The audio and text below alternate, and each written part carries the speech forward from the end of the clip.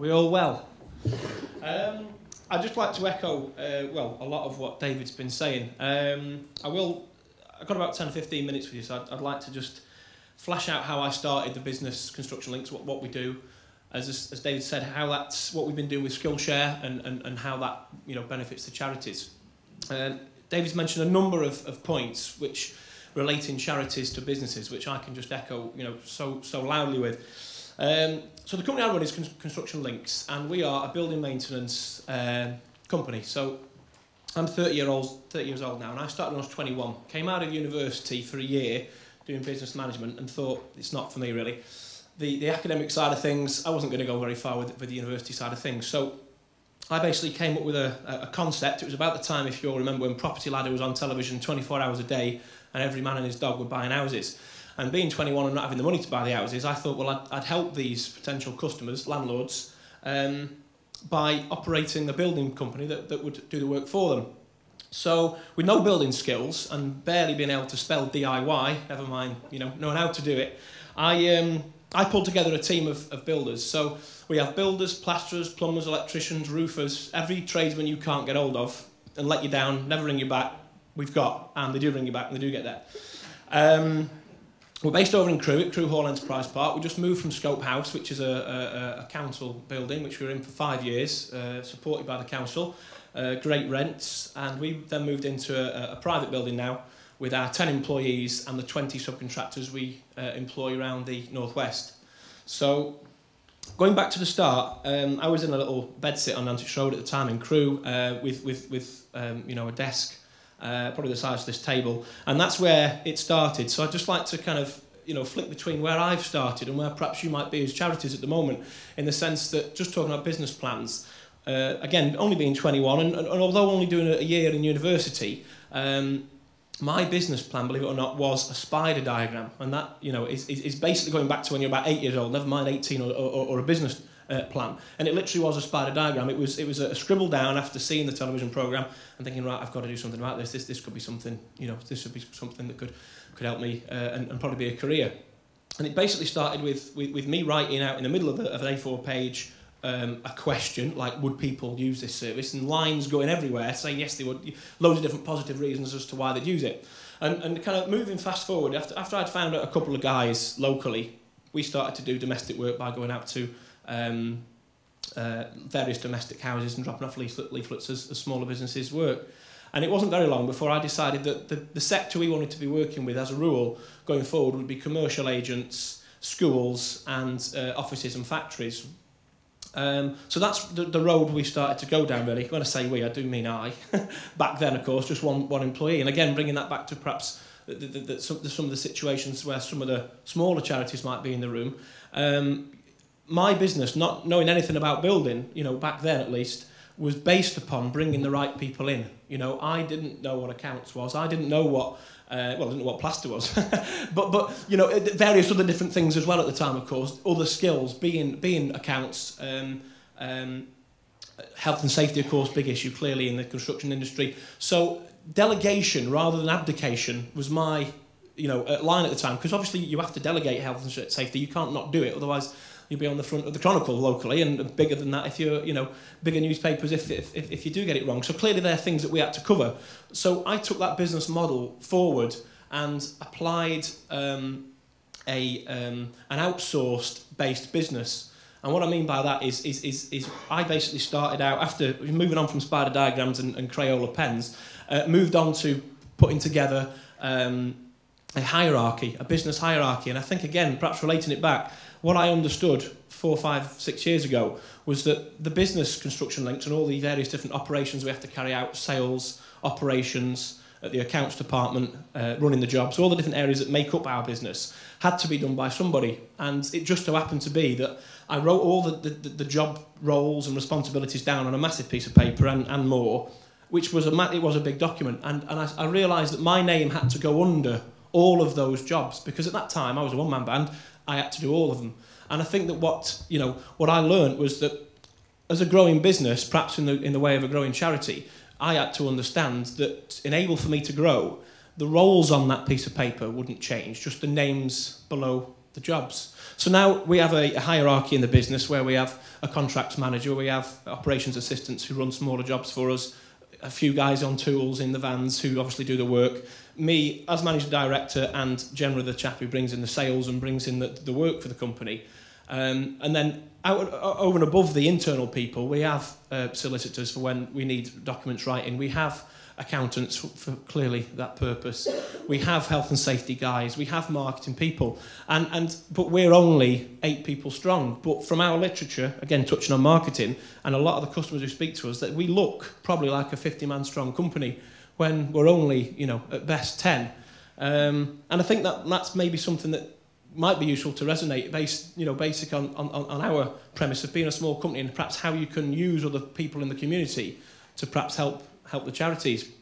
So moving forward, obviously, and perhaps touching on the SkillShare, obviously we work with these different types of customers, and I say we're based at Crewe Hall now and have grown. It was a few weeks ago, or a few months perhaps, when Lee first contacted me at SkillShare and outlined the project of trying to get local companies involved with local charities. Now, that wasn't strange to me. I'd done quite a bit of charity work personally through cancer research, through various, family connections, having to, feel as though you have to do something. Older Hay, again, another family issue that I had to, go through, and get work for, put some charity event together for Older Hay. And this was before I'd met Lee. And at the time, I was thinking at the back of my head, it's because these things are always at the back of your head, it would be good if there was something around where local companies could help more, because it is difficult to perhaps approach and offer your services for just as much as it is for a business to offer you, as it might be the way around, for feeling that, it might be just for our gain all the time, that we might just be helping a charity just so we can get a bit of local coverage, when that's not, the truth for a start, and it may only be a small element. As you say, there is a little bit of to and fro perhaps with that business relationship. So Lee approached and outlined the project, and having the painters and the decorators and the tradesmen, it was very easy for me to say, yeah, it'd be quite easy for us to help, get a few of our guys to work, with some of the charities. So Wingate Centre over in Wimbury, the other side of Nantwich, needed some guidance and some help with some decorating. They had a number of rooms that wanted looking at, and a bit of landscaping. They only wanted a number of rooms doing, but we did all of them, all the ones that are on their top 10 list. It was about a week's work, I think, for 2 or 3 of our decorators, and we also spruced up the maintenance of some of the garden they've got, because it's a beautiful building they've got. Erected a new fence for them, and we agreed that just for the price of the paints that we'd do that. And that's really the start of our relationship with SkillShare. We're going to be working on an allotment as well soon, I think, when the project gets pulled together again by helping the Stroke Association to do some work on an allotment, which I know they want. And we're eager to try and help in any way we can as a small business, even if that's only on a cyclical maintenance that some of the buildings you might occupy. I mean, going back to our business, when I'm in the business world speaking to other companies, our main selling point is that we have all these different tradespeople, and that we put together maintenance packages, both a platinum and a platinum plus, as we call it, which basically cover 2 different elements that any building has. Whether it be emergency repairs that it needs, block toilets, smash windows, the usual stuff that you need to get done quickly, through to reactive works and planned projects where it might be, an investment property, an investment that or a piece of capital. It could be decorating other rooms, it could be an extension to an area, you could be moving offices to somewhere else, or you need more offices, so you might be looking to spend money doing that, and you then find yourself having to go out to the community to find those builders. We try to make that process very easy. Our strapline is premises maintenance made easy, and we do really try to do that for our customers. So I think bringing it full circle, really, I'm so encouraged to see so many people in the room, and again, you can't feel too scared. I think is my only message about asking the community. I mean, if you don't ask, you don't get, I suppose, in a very blunt way of putting it. And as regards to the current climate, I mean, being a builder and a construction company, you could argue, listening to the Robert Peston and the BBC and whoever else is telling the news these days, that there is a recession out there. And of course there is a recession, of course we know that. But I think personally that a lot of the issues, especially in my business, are inside. If you've only got the right mental attitude, then you can go and find the work. And we've done more turnover in the last 3 years than we did before.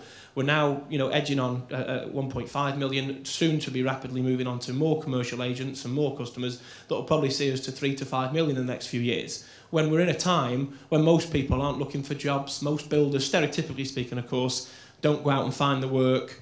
And I just think that, that if you've got the right mental attitude to go and ask people, because to be honest with you, there's no difference between the charities sat in front of me and when I'm in front of my customers. I've got a task in front of me when I'm speaking to customers to ask them to use me as a construction industry or as a construction company, and I'm trying to vie for their business the same way really that perhaps some of you charities are in looking for the voluntary sector. And I think that a lot of the people, the other businesses, I'm sure will rapidly sign up quickly, I hope, to the SkillShare, like the solicitors and accountants and other people that you might be able to help, and maybe more obscure ones, because being a building maintenance company, maybe we would be one of the last people that would be first on the list or near the first of the list of the SkillShare project, when actually I can see a lot of resonance in how we can help a lot of the local charities really. So again, knowing that you've got quite a tight time schedule, I'd just like to say it has been, it is an honour really to be invited today and to be part of a growing, I hope, SkillShare project. And if you need any of our services, through the project or without, I know there'll be ways of getting in contact with us. So I suppose that's all I've got to say for now. But I think you really must, if you're going to use this money, you've taken a lot of time out of your day to come here. My only main point would be, please do put your hand up to the local business and make sure they give you their time, because why wouldn't they? Okay.